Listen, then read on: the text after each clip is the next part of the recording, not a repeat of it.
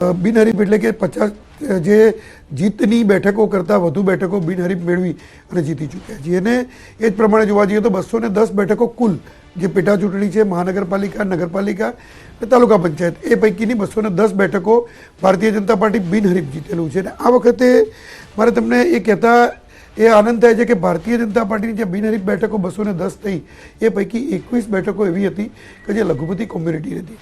મુસ્લિમ બેઠકો ઉપર ભારતીય જનતા પાર્ટીએ ટિકિટ આપી અને એની સામે કોંગ્રેસના ઉમેદવાર પણ નહોતા અને ક્યાંક જ્યાં ઉમેદવાર હતા ત્યાં એમણે પાછા પણ ફોર્મ ખેંચી લીધા અને એમ કરીને 21 મુસ્લિમ ઉમેદવારોએ ભારતીય જનતા પાર્ટી તરફે બિનહરીફ થયા છે.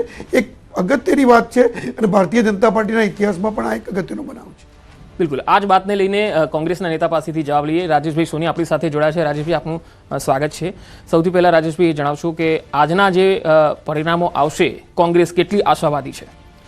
ચોક્કસ આજના પરિણામો આવશે કોંગ્રેસને એમાં આશા છે જ, કારણ કે આ તમે જો આ ચૂંટણી છેલ્લે 2018માં થઈ હતી ને એમાં મોટાભાગની નગરપાલિકાઓ ભારતીય જનતા પાર્ટી જીતી ચૂકી હતી. એમાં એકાદ નગરપાલિકાઓને છોડીને બાકી મોટાભાગની નગરપાલિકાઓ ભારતીય જનતા પાર્ટી પાસે. તો અમારા ચૂંટાયેલા પ્રતિનિધિઓની સંખ્યા પણ તે સમયે ખૂબ ઓછી હતી, પરંતુ આ વખતેની ચૂંટણીમાં જે રીતે લોકોએ છેલ્લા 7 વર્ષથી નગરપાલિકાઓમાં ભારતીય જનતા પાર્ટીનું શાસન જોયું કે નગરપાલિકાઓની જોડે પોતાના લાઇટ બિલ ભરવા સુધારના પૈસા ન હતા, ખાડે ગયેલા વહીવટ, ત્યાંની સ્થાનિક સમસ્યાઓ, રોડ રસ્તા ગટર પાણીની સમસ્યાઓ, લોકોના રોજ જીવન જરૂરિયાતની સમસ્યાઓ, ત્યાં લોકો ખૂબ જ ત્રાહીમામ હતા અને ત્રાસદી હતા. એટલે આ વખતેનું જે મતદાન થયું, મતદાનમાં લોકોએ થોડી નિરસતા પણ દેખાડી, પણ છતાં પણ મતદાન થયું. એ મતદાન 100% હું માનું છું ત્યાં સુધી કેમ કે ભારતીય જનતા પાર્ટીને અગેન્સ્ટનું થયેલું છે અને કોંગ્રેસે ત્યાં આગળ ખૂબ મહેનત કરી છે શામ દામ દંડ ભેદની બધી નીતિની સામે લડતા.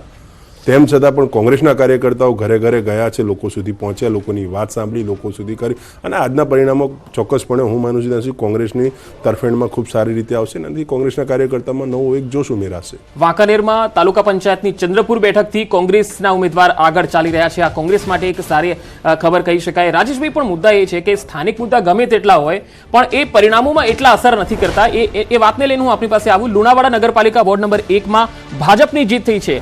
સાણંદ બાદ લુણાવાડાથી ભાજપ માટે આ એક સારા સમાચાર. લુણાવાડા નગરપાલિકા વોર્ડ નંબર 1માં ભાજપની જીત થઈ ચૂકી છે. આ તરફ સાણંદમાં પણ ભાજપની પેનલ વિજયી થઈ છે. આ બે અત્યાર સુધીના પરિણામો.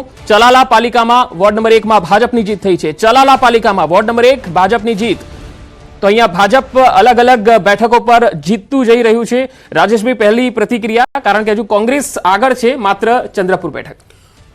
મેં તમને અગાઉ પણ કીધું એ રીતે કે આ બધી જે પણ નગરપાલિકાઓ હતી મોટાભાગની ભારતીય જનતા પાર્ટીની જીતેલી હતી, પરંતુ હજી તો શરૂઆત થઈ છે. ચૂંટણી હજી તો ચાલશે, એમ થોડા હજી 2-3 કલાકની અંદર આ ચિત્રો બહુ સ્પષ્ટ થઈ જશે. પણ કોંગ્રેસ ખૂબ સારી લડત આપી છે અને કોંગ્રેસ ખૂબ સારી રીતે આની અંદર સારા પરિણામો મેળવશે. તમે રાજેશભાઈ કયા મુદ્દે લાગે છે કે અત્યારે જે વોટિંગ થયું ને હવે જે પરિણામો આવશે, કયા મુદ્દાઓ અસરકારક રહ્યા? જો મુદ્દાઓની વાત કરીએ તો મુદ્દાઓનો કોઈ હું માનું છું ત્યાં સુધી પ્રજા માટે મુદ્દાઓ, દરેક મુદ્દા પ્રજાને સ્પર્શતા જ હતા. તમે નગરપાલિકાઓની હાલત જો તમે અત્યારે, હું તો ઘણી બધી નગરપાલિકામાં, હું તો સૌથી મોટો ધામ ડાકોર ધામની વાત કરીશ. હું ડાકોરની નગરપાલિકામાં જો કે ત્યાં આગળ રોડ રસ્તા ગટરની સમસ્યાઓ હતી, એટલે ઘણી બધી એવી નગરપાલિકાઓ હતી કે જ્યાં આગળ રોડ રસ્તા ગટરની સમસ્યાઓ હતી જ ને લોકોને જે એમની બેઝિક સુવિધા હતી નગરપાલિકાની અંદર જાય તો એમના જે સામાન્ય કામો એ પણ નહોતા થતા નગરપાલિકાઓની પાસે કશું. ને બીજું આ વખતે વિશેષ એક એવું હતું કે જે રીતે ચૂંટણી શરૂ થઈ એ હમણાં ભારતીય જનતા પાર્ટીના પ્રવક્તાએ પણ કીધું કે 214 બિનહરીફ જીતી ગયા. જે રીતે બરોડાની અંદર આપણે જોયું કે ભારતીય જનતા પાર્ટીના મોટા એક નેતાએ, મોટા કદના નેતાએ ત્યાં આગળ જાહેરમાં ભાષણ આપ્યું કે તમે જો મત નહીં આપો તો અમે તમારું મકાન તોડાવી નાખીશું, ને આપશો તો તમને આપી દઈશું, બનાવી આપ, મકાનો તમારા રહેવા દઈશું. એટલે આવું જાહેરમાં આપણે સૌએ મીડિયામાં ક્લિપો ફરતી જોઈ. એટલે આ ચૂંટણીની અંદર લોકો એક વસ્તુ સમજી ગયા છે કે ભારતીય જનતા પાર્ટી જે શામદામ દંડ ભેદની નીતિ અપનાવી રહી છે એની સામે પ્રજાએ ચોક્કસપણે મતદાન કર્યું છે. મતદાનસે આપને જેમ જેમ સમય જશે એટલે થોડુંક તમને જોવા પણ મળશે ચિત્ર કે કોંગ્રેસે જે રીતે આજે આ વખતે ગ્રાઉન્ડની મહેનત કરી છે, જે રીતે વોર્ડમાં ઘરે ઘરે ગયું છે, કોંગ્રેસના કાર્યકર્તાઓ ગયા છે, એ પ્રમાણે હું માનું છું ત્યાં સુધી ક્યાંક ક્યાં રિઝલ્ટ કોંગ્રેસની તરફેણમાં સારા રિઝલ્ટ આવશે. ચલો, આ જ વાત ઉપર હું આવીશ આપની પાસે. હાલ વિભુ સંવાદદાતા મારી સાથે જોડાયા છે સાણંદથી. વિભુ પટેલ છે. વિભુ, સાણંદમાં હાલ આપ શું જોઈ રહ્યા છો? મતગણતરીમાં કયા વોર્ડ પર કોણ આગળ ચાલી રહ્યું છે?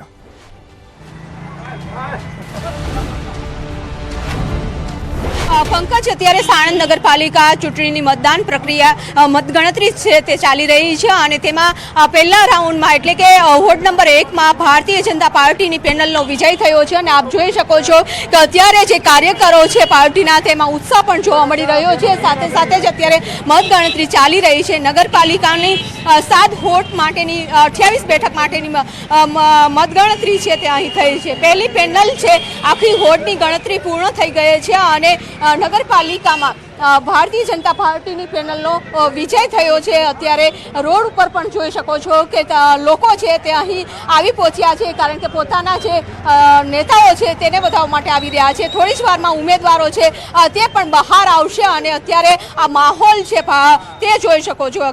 કોંગ્રેસ હોય કે ભારતીય જનતા પાર્ટીના કાર્યકરો છે તે અહીં ઉપસ્થિત છે. અત્યારે જોવા મળી રહ્યું છે કે વોર્ડ નંબર 1માં ભારતીય જનતા પાર્ટીની પેનલનો વિજય થયો છે. વોર્ડ નંબર 1 નહીં, વોર્ડ 7-7માં ભારતીય જનતા પાર્ટીની પેનલ ટુ પેનલ વિજય થવાનો છે. એની માટે થઈને અમારા બધા કાર્યકર અહીંયા ઊભા જ છે. સવારથી અમે જે મહેનત કરી છે એ મહેનત ફળવાની જ છે અને ભારતીય જનતા પાર્ટીનો વિજય થવાનો છે. નરેન્દ્ર મોદીજીની સરકાર મજબૂત બનવાની છે. વોર્ડ નંબર 1 પેનલ તો જીતી ગઈ છે, હજુ પણ વિશ્વાસ છે હજુ 7 પેનલ પણ અમારે લાવવાની છે. બરોબર બેન. અને 5 નંબર વોર્ડની અંદર જે રસાકસી હતી અત્યાર સુધી કોંગ્રેસ આવતી હતી, હવે એ પણ ભાજપ જ આવશે. વોર્ડ નંબર 5માં અમારે અત્યારે કાર્યકરો કહી રહ્યા છે કે અમારી મહેનત છે તે મહેનત રંગ લાવશે.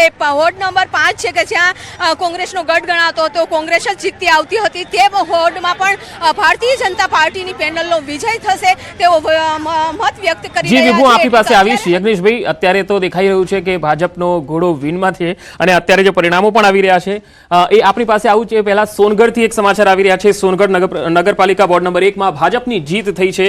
તો તાપીના સોનગઢ નગરપાલિકાથી આ અહેવાલ.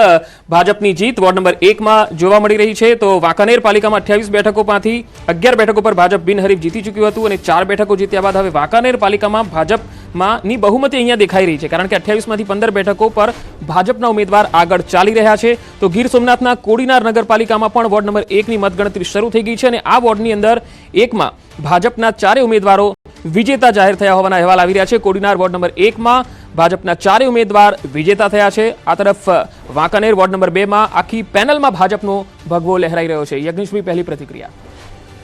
ભારતીય જનતા પાર્ટી આદરણીય નરેન્દ્રભાઈ મોદીના સુશાસનની અંદર ગુજરાતની અંદર શ્રી ભૂપેન્દ્રભાઈ પટેલના નેતૃત્વમાં જે પ્રમાણે આગળ વધી રહી છે અને પંચાયતથી શરૂ કરીને પાર્લામેન્ટ સુધી ભારતીય જનતા પાર્ટીને જે ગુજરાતના અને ભારતના નાગરિકો પસંદ કરી રહ્યા છે.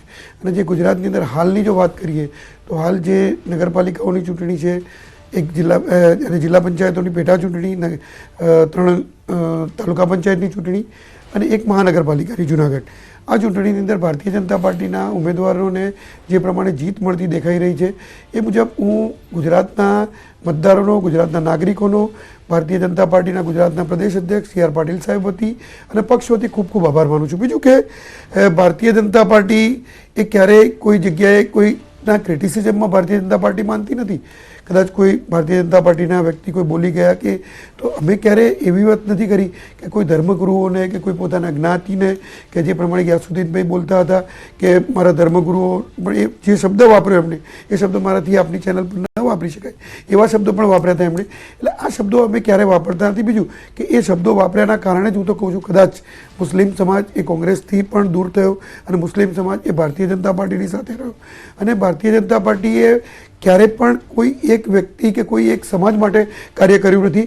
જ્યારથી નરેન્દ્રભાઈનું સુશાસન છે ત્યારથી સૌનો સાથ, સૌનો વિકાસ, સૌનો વિશ્વાસ, એટલે બધાને સાથે લઈને ચાલવાની નીતિ અને બધાને માટે કાર્ય કરવાની નીતિ.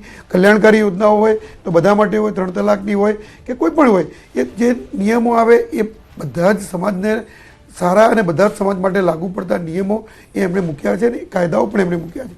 અને એના જ કારણે આપણે જોવા જઈએ તો આખા ભારતની અંદર જે પ્રમાણે સ્થાનિક સ્વરાજ્ય હોય કે રાજ્યની ચૂંટણીઓ હોય એ ભારતીય જનતા પાર્ટીને જીત મળતી આવી છે.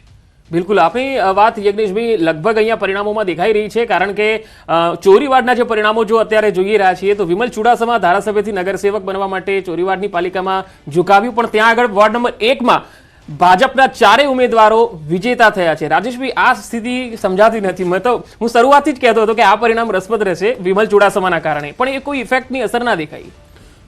હજી થોડોક સમય જવા દો, પરિણામોની અંદર ચોક્કસ તમને દેખાશે. ને અત્યારે હમણાં ભારતીય જનતા પાર્ટીના પ્રવક્તાએ અત્યારે એક વાત કરી, એની પર મારે થોડીક ચર્ચા કરવી છે.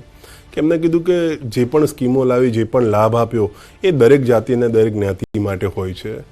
હું કદાચ એમને થોડુંક મારા હિસાબે બી કહેવા માંગીશ કે 1950